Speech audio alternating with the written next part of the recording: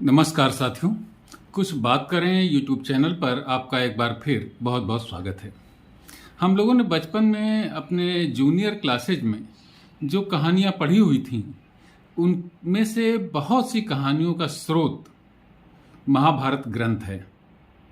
ऐसी एक कहानी हम लोगों ने पढ़ी थी, सत्यवान और सावित्री की कहानी।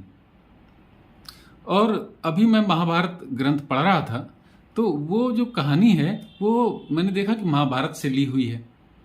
तो बचपन में तो हम लोगों ने कहानियां किसी और मकसद से पढ़ी होंगी, लेकिन जब हम इसे महाभारत ग्रंथ में पढ़ते हैं तो उसके मायने कुछ और ही निकलते हैं, उसके अर्थ कुछ और ही निकलते हैं।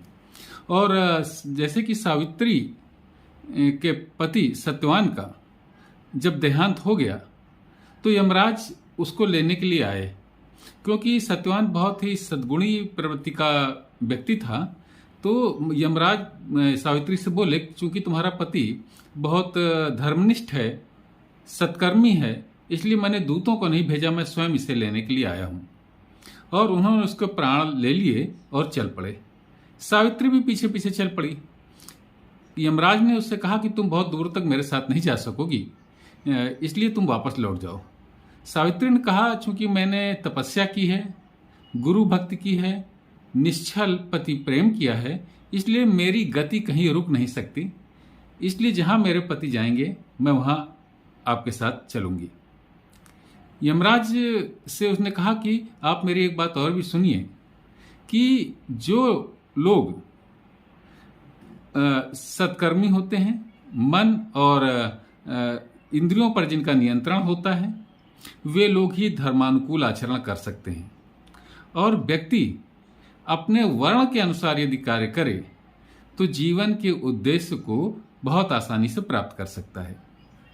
यमराज ने उससे कहा कि सावित्री, तुम इतनी अच्छी बातें करती हो, तुम्हारे शब्दों का चयन, तुम्हारी व्यंजना इतनी सुंदर है कि मैं तुमसे प्रभावित हूं। तुम सत्यवान के जीवन को छोड़ करके कुछ वर मांग लो मुझसे। सावित्री ने कहा कि महाराज, यदि मुझ पर आप प्रसन्न हैं तो मेरे ससुर की जो आंखें चली गई हैं, वो आंखें, मतलब सावित्री के ससुर नेत्रहीन थे, तो उसने कहा कि उन्हें नेत्रों की ज्योति दे दीजिए, उनके अंगों में कांति दे दीजिए, उन्हें स्वस्थ कर दीजिए। यमराज बोले कि मैंने तुम्हें यह वरदान दिया, तुम्हारे ससुर की नेत्रों की ज्योति और सभी अंगों की कांति वापस आ जाएगी।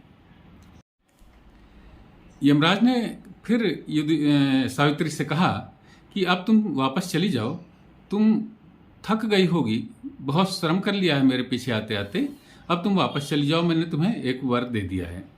सावित्री ने कहा कि महाराज, जहां मेरे पति जाएंगे मेरी गति तो वहीं हो सकती है, पति के साथ चलते रहने में मैं कैसे थक सकती हूं। दूसरी बात यह है कि जो सत्पुरुष होते हैं उनसे एक बार मिलन हो जाए तो जीवन धन्य हो जाता है, और उनसे एक बार मिलन के अलावा मित्रता हो जाए तो जीवन में इससे बड़ी कोई बात नहीं हो सकती। अब उसने पता नहीं क्या कहा, यमराज के लिए सत्पुरुष कहा या अपने पति के लिए कहा कि मैं पति के साथ रह चुकी हूं और इनके पीछे आने में मुझे कैसा श्रम हो सकता है। उसने कहा कि जहां मेरे पति जाएंगे वहीं मेरी गति है। संत सत्पुरुषों के साथ अगर थोड़े समय भी रह लिया जाए तो उससे बड़ा कोई सौभाग्य नहीं हो सकता। और अगर उनके साथ में 7 दिन व्यतीत कर लिए जाएं, उनके साथ मित्रता हो जाए, उनके साथ 7 कदम भी चल लिया जाए, तो उनके साथ चलना बहुत बड़ी बात होती है। और अगर उनसे मित्रता हो जाए तो उससे बड़े सौभाग्य की कोई बात नहीं होती। ये बात उसने यमराज से कही। तो यमराज ने उससे कहा, सावित्री, तुम्हारी बातें सुन करके, तुम्हारे बातचीत करने का ढंग देख करके मैं बहुत प्रभावित हूं, तुम वापस चली जाओ, मुझसे दूसरा वर ले लो। सावित्री ने उनसे कहा कि अगर आप मुझ पर प्रसन्न हैं तो आप मेरे ससुर को जो राज्य छीन लिया है उनके शत्रुओं ने, वो उन्हें वापस दिला दीजिए। यमराज ने कहा, चलो, तुम्हें ये वर मैंने दिया, अब तुम वापस चली जाओ। यमराज ने कहा कि अब तुम वापस चली जाओ सावित्री।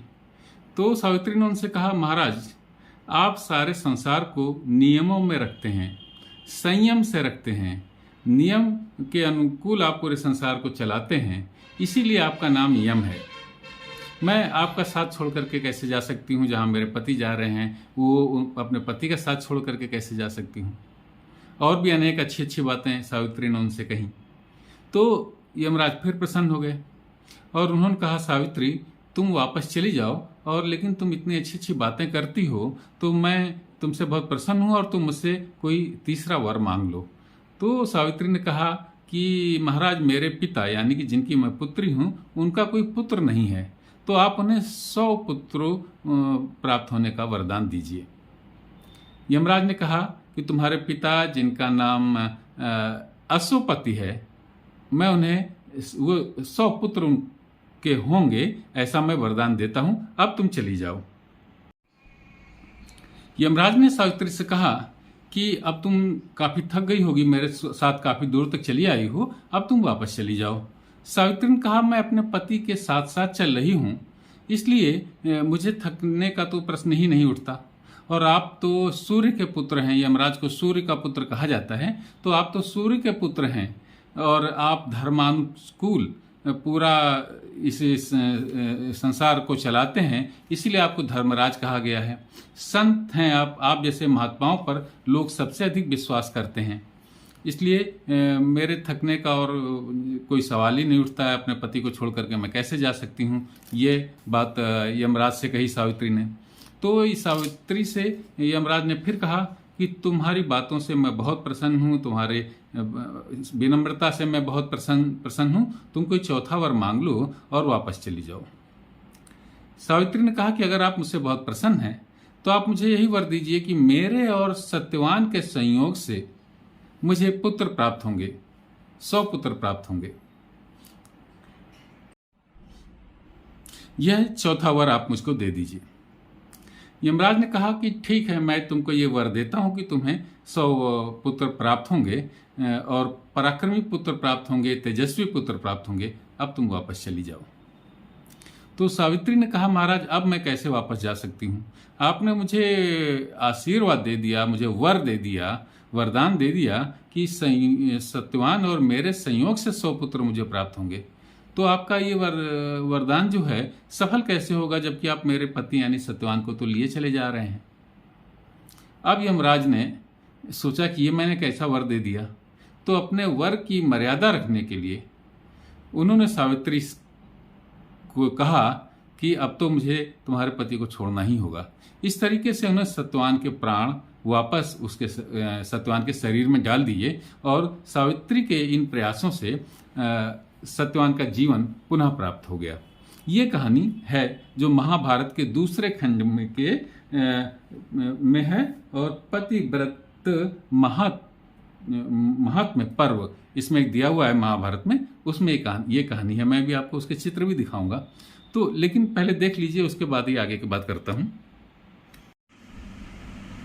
ये देखिए साथियों, महाभारत के दूसरे खंड में ये वन पर्व है और वन पर्व के अंतर्गत पतिव्रता महात्म्य पर्व है और इसी पर्व में ये सावित्री और सत्यवान की कहानी दी हुई है। ये देखिए, यम का कथन है, इसके बाद फिर सावित्री का कथन है।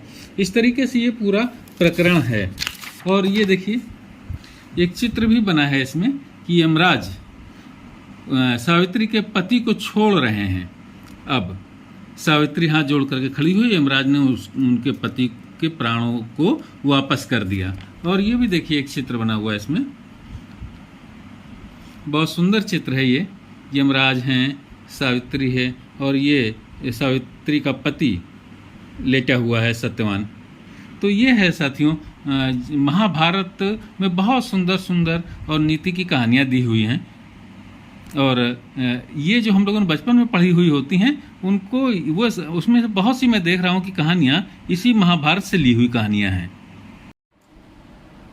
तो साथियों, आपने देखा कि बचपन में पढ़ी हुई कहानियों को जब हम दोबारा अब पढ़ते हैं और महाभारत जैसे महान ग्रंथ के अंतर्गत उन कहानियों को पाते हैं तो इन कहानियों के अर्थ कुछ और गहन हो जाते हैं, कुछ और विस्तृत हो जाते हैं।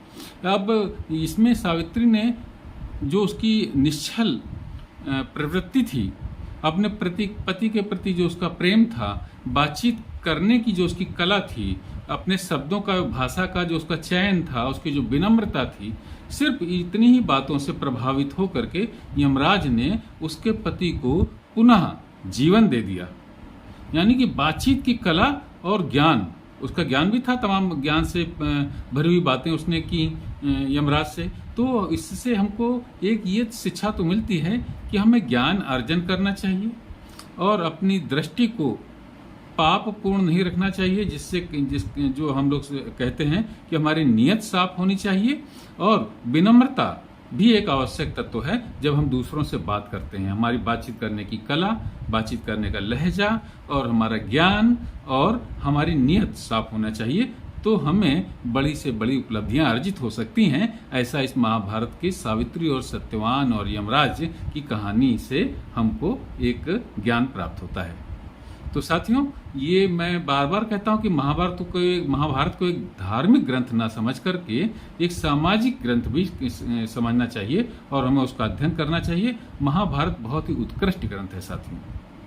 तो आज की चर्चा में बस इतना ही साथियों। अगर आपको ये कहानी महाभारत की पसंद आई हो तो मेरे इस चैनल को अगर आपने सब्सक्राइब नहीं किया हो तो सब्सक्राइब कीजिए, अपनी टिप्पणियों से हमें अवगत कराइए और मेरे इस चैनल को लाइक कीजिए। जय हिंद, वंदे मातरम।